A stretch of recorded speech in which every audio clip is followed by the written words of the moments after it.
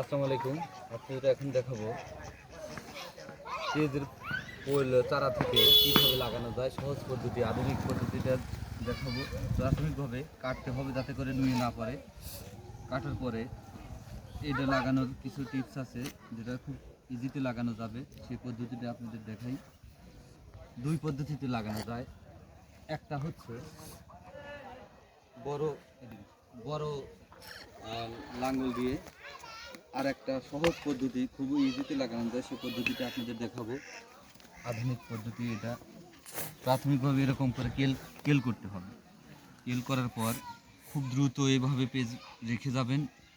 রেখে যাবার পর এই কেলে আবার পরবর্তীতে মাটি দিতে হবে না।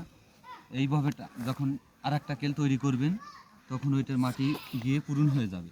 এভাবেই সহজ পদ্ধতিতে আপনি পেজ লাগাতে পারেন দ্রুত, যাতে করে আপনার কস্ট অনেক কমে যাবে। দেখতে পাচ্ছেন এই মাটিটা,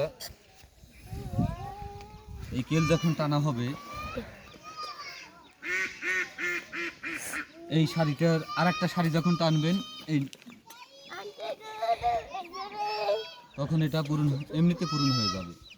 এভাবেই খুব ইজিতে পেঁয়াজ লাগাতে পারেন।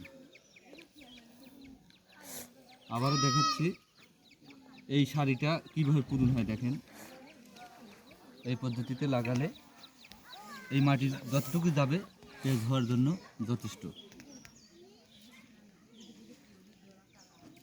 এভাবে আমি টোটাল মাঠ দেখতে পাচ্ছেন। এভাবে যদি লাগান, যেখানে 10টা লেবার আপনার গাড়তে লাগতো সেখানে কাজ করতে এখন 2টা লেবারেই হয়ে যাবে। ধন্যবাদ সবাইকে, ভালো থাকেন। আসসালামু আলাইকুম।